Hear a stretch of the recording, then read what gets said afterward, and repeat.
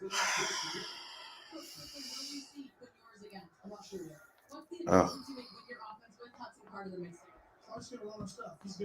You wanted to see Coach Saban frustrate his coordinators. You know the feeling. How do you keep this thing going?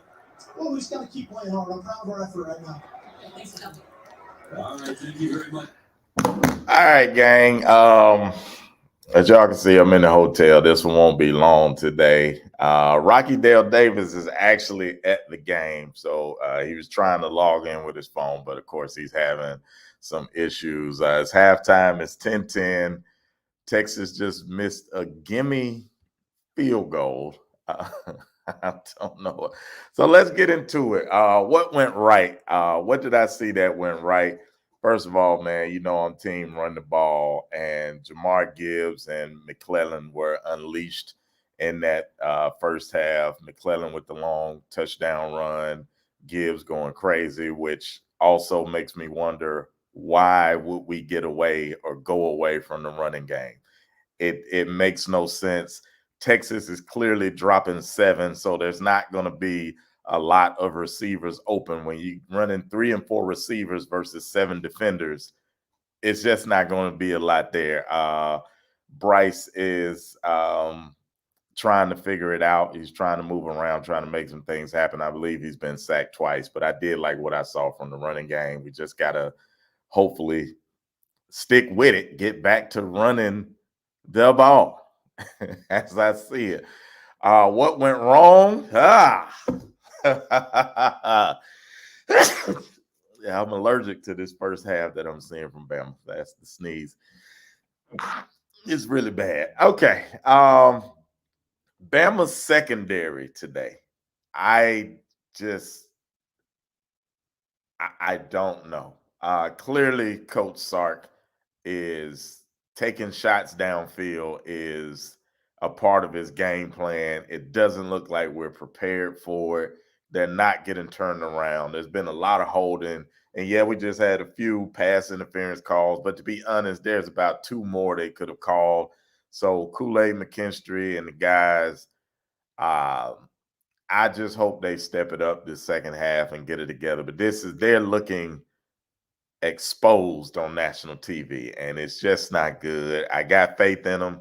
They're in some good positions. They're just not making solid technical cornerback play as far as, you know, the jams, turning your hips, getting your head back. So hopefully they'll do that.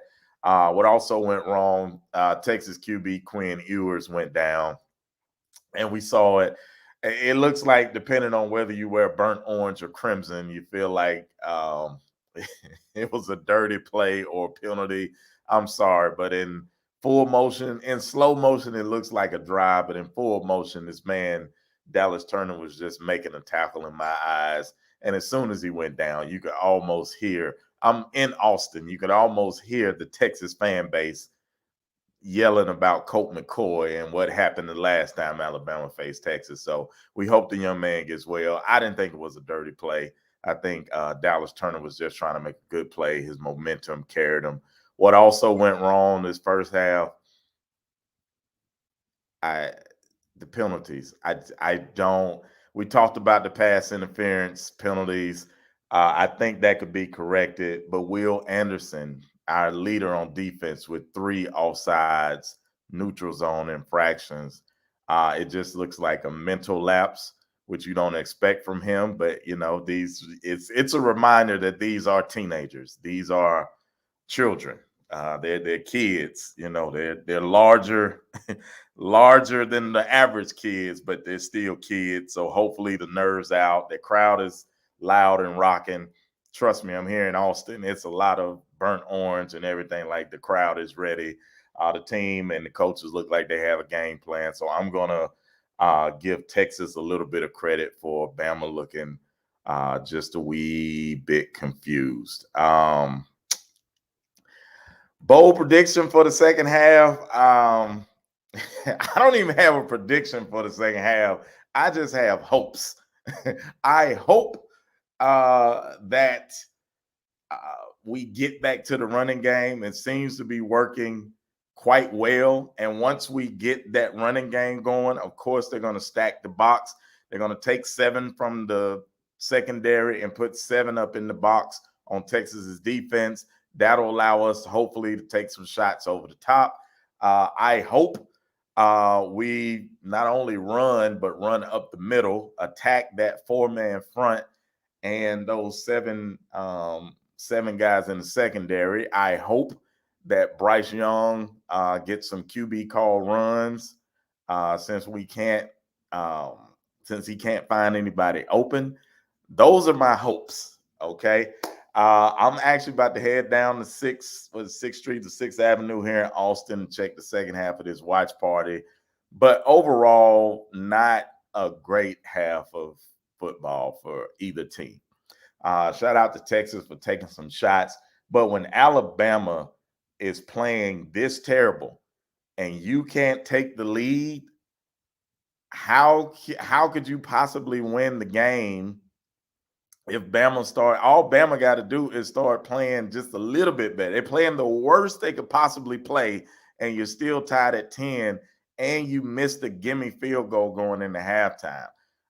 That doesn't look good, but I think whatever team can make adjustments the quickest, and these aren't even big adjustments, just running, just continue to take shots and cut down on the penalties. Whichever team can do that, they're definitely going to win this game. But I'm looking at the sportscaster. They're confused. I know you guys watching are confused. I'm a little confused.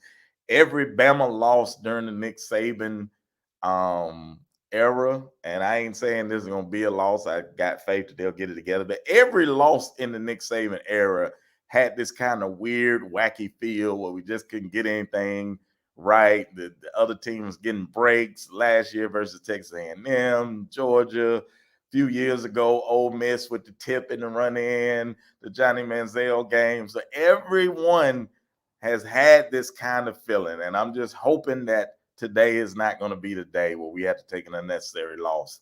I hope they tighten up a few things, get back to running the ball. I do like the tackling so far. I do like what I'm seeing from the O-line for the most part. So I'll take those. But that's all I got, man. We'll be tuned in second half. We'll see what happens. But roll tide, and I'll definitely be watching.